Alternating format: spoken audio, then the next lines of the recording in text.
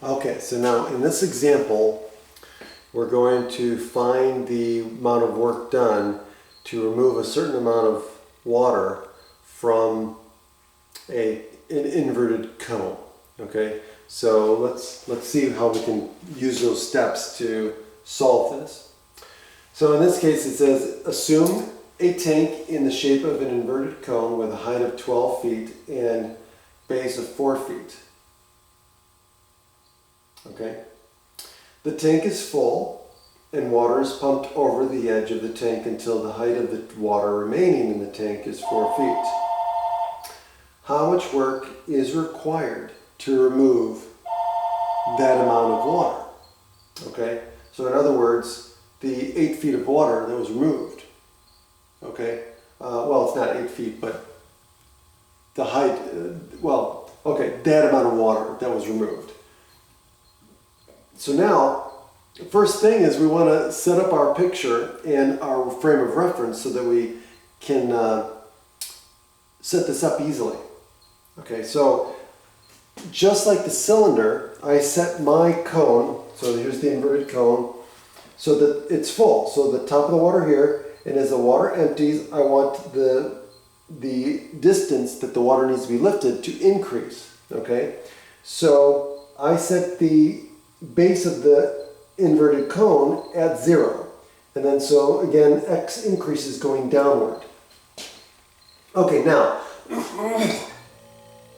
in this case here, the radius is not the same, right? It's not a cylinder, it's changing as it goes. So we need to figure out a way to write, because now we have radius and we've got height. Height is in terms of x, that's good, that's what we want. Radius, we need that in terms of x, okay, because it's changing. So it's a function of x, it's a function of the distance going down, okay? So that's where the similar triangles come in, because we can see that if we do a cross-section of the cone, we have similar triangles here. And we know that the base of the triangles, the radius, right, this is the radius of the base of the cone. So that gives us a length of this side of the triangle is 4. And we know the height of the cone is 12, so we know this side of the triangle here, the big triangle, is 12. Now this one here is, we don't know, but we do know it's a radius, so we're going to call r sub I. Okay? Or if you want, let's call it r sub I star, since it's related to x sub I star. Okay? Well, you know, let's just leave it at r sub I. Okay, it doesn't matter. Now, we're going to use similar triangles to set up a proportion. So we know, oh, by the way, well, we need this side, so this one, so what's this, what's this side? Well, we know that this is x, right? X sub I star. So if this is 12, then guess what? This distance is going to be 12 minus x sub I star, right? So the total distance, or the total depth in this case, is 12 feet. Right? Is it, do they give us? Yeah, feet. So the distance here is just going to be the amount of distance it traveled. So this is your x sub I, right? This is the x sub I star. So that's the amount of distance that the water's gone down. So obviously this is going to be 12 minus that. So now let us set up a proportion based on similar triangles. So we know that 12 is going to go with 12 minus x sub I star, and that's going to be equal to the ratio of 4 to r sub I. And now, if we solve for r sub I, we get a function of x. So we get r sub I is equal to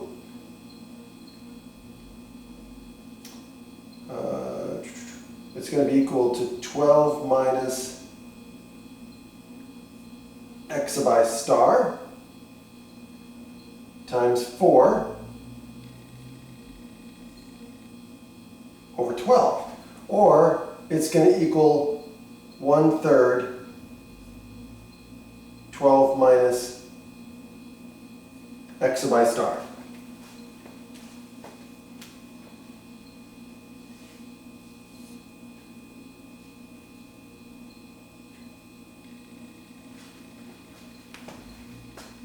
Hold on, did I do that right?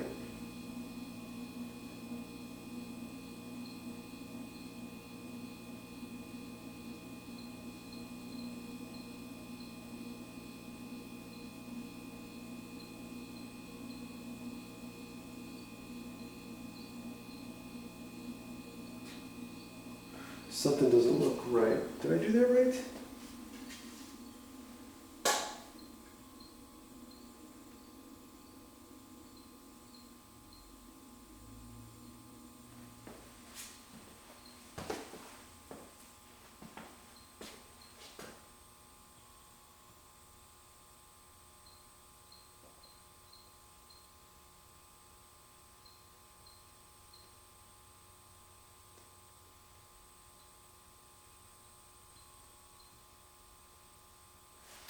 So that goes, we distribute that. Yeah, that's right. So now if we distribute, we get 4 minus x sub I star over 3. And so now we've got a radius that we can work with. So now we got radius as a function of x as well. So now, see, this is an example where the radius is not constant, as like in the example with a cylinder. So now, what can we do with this? Now we can put this into our formula for volume, okay? Because now the volume of the disk is going to be pi r squared, right? So again, we're taking this as a very small disk, right? And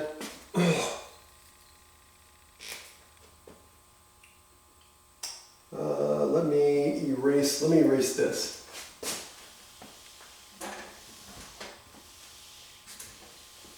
Okay, so now we're going to get the volume, right? That's the next step. So we want to calculate the volume of the disk, which is going to be pi r squared, right? Which is now going to be pi times this, which is 4 minus, oops.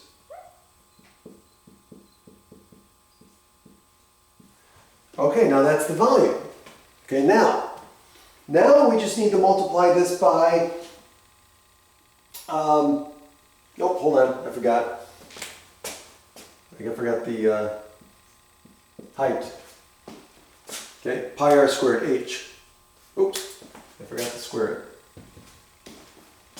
Okay. I'm missing things all over the place.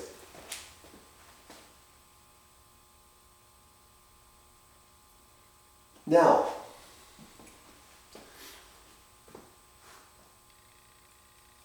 to get volume, or excuse me, to get the force, that's where we got to take volume and we got to multiply it by the weight density of water, because we're talking about water in this case. And since the units are in feet, we're going to have to use the units in feet as well. So we're going to have to use the 62.4. So the force is going to be equal to the 62.4 times the volume. So it's going to be 62.4 pi times 4 minus x x sub I star over 3 times delta x. Okay, so now it's coming together. And then the next step is how far is it going to be lifted, right? So force done through a distance. So now we've got to figure out, okay, well, how far is this disc going to be lifted? Well, based on my reference, right, it's going to be lifted x sub I star up, right? So we're going to multiply by x sub I star because that's the distance. And so now the work is going to be done, let's do volume. So the work done is going to be what? It's going to be 62.4 pi times x sub I star times 4 minus x sub I star over 3 delta x. And now this is where we have to do the sum.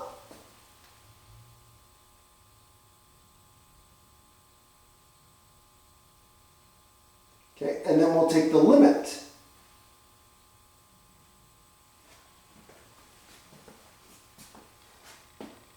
Okay. Now the sum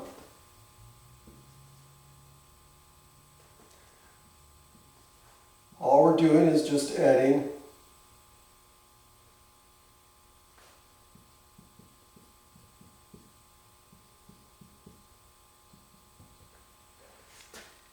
oh wait, this is squared. Squared, I keep dropping the square.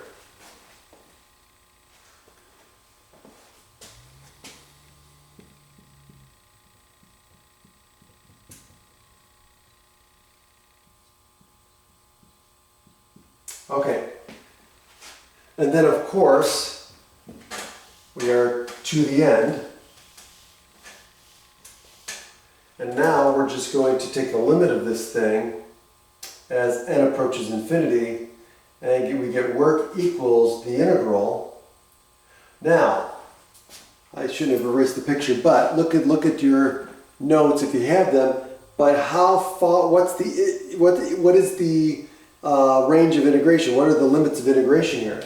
Well, we're going from 0, and how far down is it going? Well, how many feet are left in the tank? 4. Well, that means 8 feet of water was removed. So it's going to go a distance of 8. So it's going to go from 0 to 8. And now this is going to be 64. Now here's where I'm going to take out the constants. So I'm going to take out the constants. So W equals 62.4 pi. And then the rest I'm going to keep in, which is x sub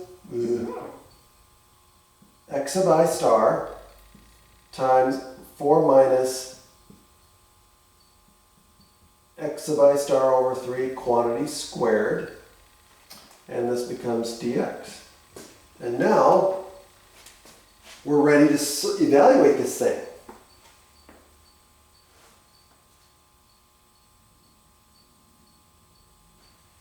Okay, oh, wait a minute.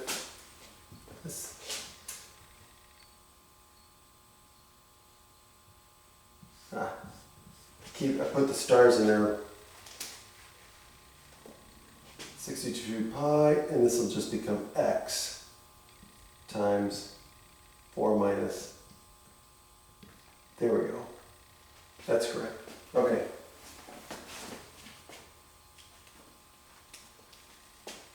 And so now this is what we're going to evaluate. So we're ready to go. Okay. So again, it's important to go through those steps because every time you get something different, a different shape, you're going to have to go through this process again. That's why these steps that I went through in the last video are important, because you're going to have to visualize and figure out, okay, what's the layer look like? How am I going to calculate the volume of the layer? What things do I need to write in terms of x? And then so forth, because everything needs to be in terms of x in this case when we're lifting it up. Okay, so that's what we did. So now that we got everything in terms of x, now we're ready to go. So let's evaluate this thing. Okay, so now let's start. So W equals 62.4 pi times the integral from 0 to 8 x 4 minus x over 3 squared dx. Okay, now let's evaluate this thing. So now, what should we do?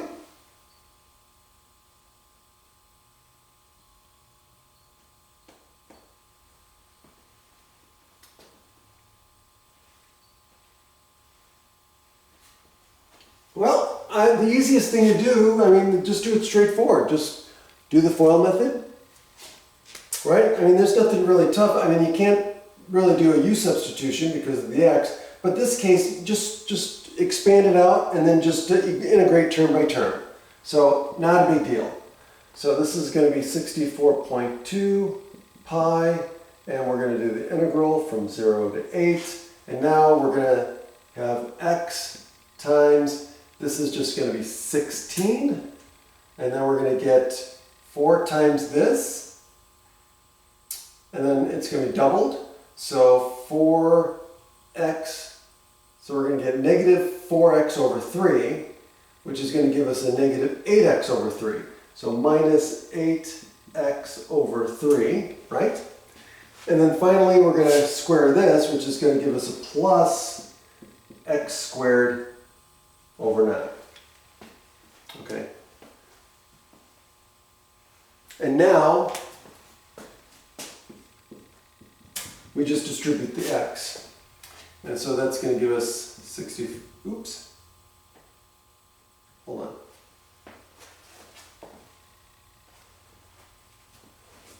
Keep transposing these. Oops. 62.4.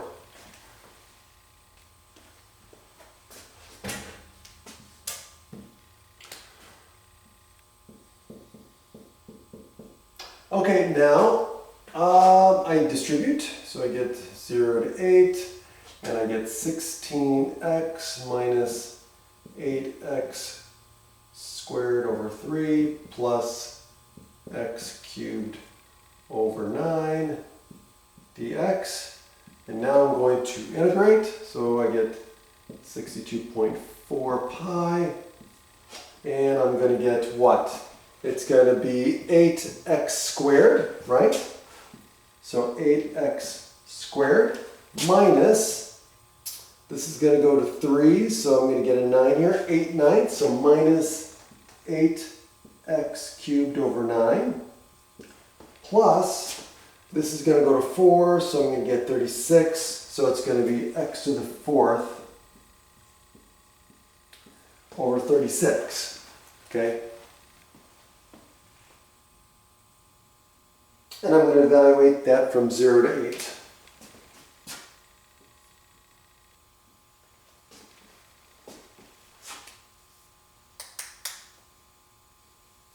Okay, so let's evaluate it. So this is going to equal 62.4 pi times, well, now there's x's in here, so at 0, all of these are going to become 0, so the whole thing's going to be 0, so we can ignore that one. So let's just evaluate it at 8 and simplify. So this is going to be 8 times 8 squared minus 8 times 8 cubed over 9 plus 8 to the 4th over 36. Okay, notice all these 8s. Okay, so I'm going to rewrite this again. So it's 62.4 pi. So this is going to be 8 to the 3rd minus 8 to the 4th over 9 plus 8 to the 4th over 36.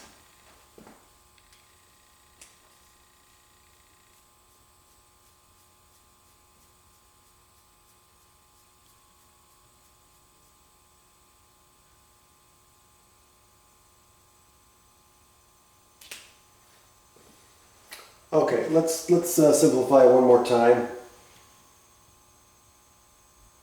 Because you could put in your calculator at this point and be done. I just want to simplify it one more time, see if I can make it look a little nicer. So 62.4 pi times, well, this at least count multiple. Let's get a common denominator. So a 9 is here, so I need a 4 here. I need a 36 here. So this would be 36 times 8 cubed minus 4 times 8 to the 4th plus 8 to the 4th all over 36. And again, then you could simplify it that way. I'm just doing one more step. But again, we're pretty much done. So if you stick this in your calculator, or if you stick this in your calculator, the answer you're going to end up getting is approximately 10.64, or excuse me, 10,649. So approximately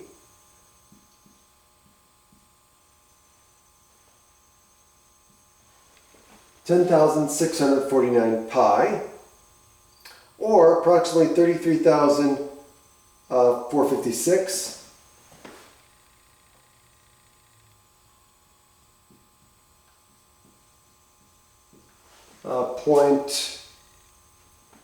.7.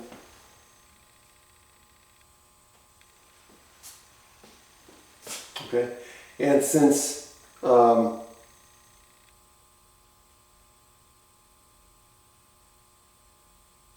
we're dealing with feet, then the units here are foot-pounds. Okay, so approximately 33,000. So if we rounded it to, it could be about approximately 33,450 foot-pounds of work that was needed to empty the tank. And that's it. Okay, here's one for you. Try this one. Same thing. Okay, so set it up, work it out. So it's an inverted cone again. So it says a tank is in the shape of an inverted cone with a height of 10 feet and a base of 6 feet. The tank is filled to a depth of 8 feet to start with. Okay, so it's a little bit different. Okay, you're starting at 8 feet, not full. So it'll change just a little bit. Okay.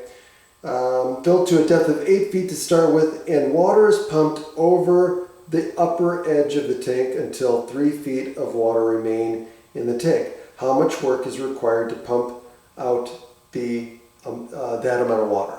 Okay, so work on it. If you get stuck, or if you want to share with me and see if you did it right, or confirm, give me a call. Send me an email, and I'll be more than happy to help you. Take care.